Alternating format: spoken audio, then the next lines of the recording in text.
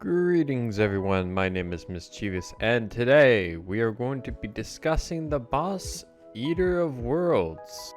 This boss has two ways of being summoned and in both ways need to be summoned inside the corruption. The first way is by breaking 3 shadow orbs. These shadow orbs are located in the underground corruption and one of the pits will lead you to it. To get to the shadow orb, there are 2 ways you can do it.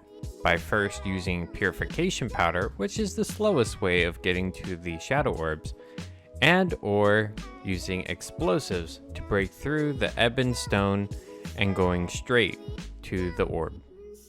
Do keep in mind that purification powder is acquired by the Dryad and means that you need to defeat the Eye of Cthulhu prior to this fight. The second way to summon the Eater Worlds is by using the summon item Worm Food. This item can be easily made with the crafting materials found inside the corruption. This boss is quite unique due to the fact that it is not just one boss, but many segments of a boss. Once you do enough damage, the boss will start to split into tinier little segments. Once all the segments of the boss is defeated, you have won the battle. Now this boss has some interesting stats compared to all other bosses. In classic mode, this boss has a total health of 10,050, though the health is spread out across the segments is about 150 per segment. As for its damage, its head will do 22 damage, whereas its body will do 13 damage, and the tail end of the boss will do 11 damage. In expert mode, this boss will have 15,120 health, and will do 48 damage with its head, 20 damage with its body, and 17 damage with its tail, and each segment will have 210 health. Also, a key note to have is that this boss will also spit out Vile Spit, dealing 64 damage per hit.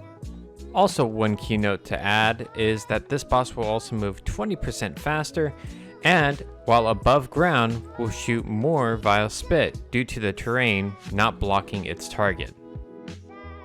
And lastly, in Master Mode, this boss will have 19,224 max health, with each segment having 267 health. As for the damage that the head can deal, it can do 72.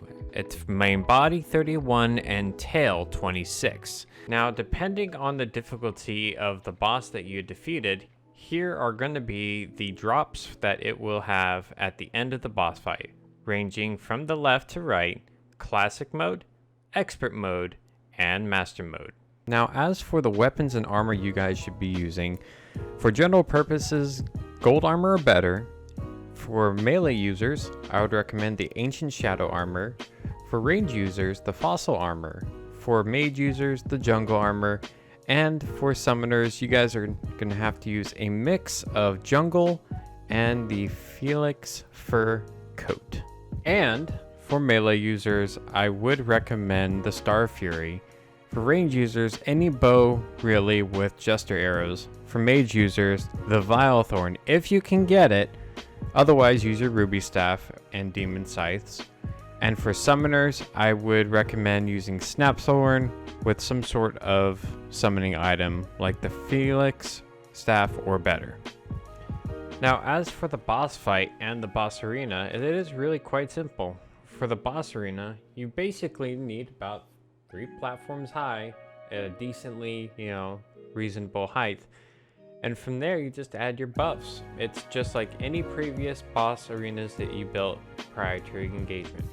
Now, at the start of the battle, you definitely want to try to get in right where the boss starts because you could do substantial damage while it's coiled up at the beginning of the fight. After that, it's as easy as dodging the attacks, Vile Spit, and any other type of attacks that the boss would do.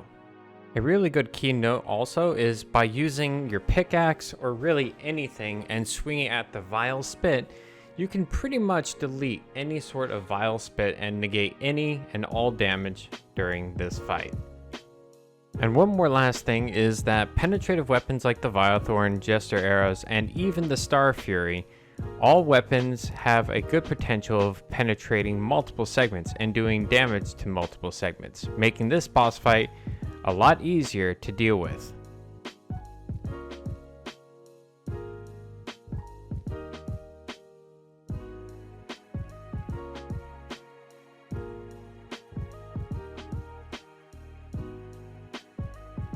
Now with the boss mostly dead, as you can see, each segment also drops hearts, which can also aid the player in fighting the battle, which as during the duration of the battle, you may lose some health, but by destroying each segment, you can drop health to heal the player and further lasting your survival. And with that, the boss is dead. You slayed the Eater of Worlds, and there are many on the horizon. And I hope you guys enjoyed the video and find it very informational.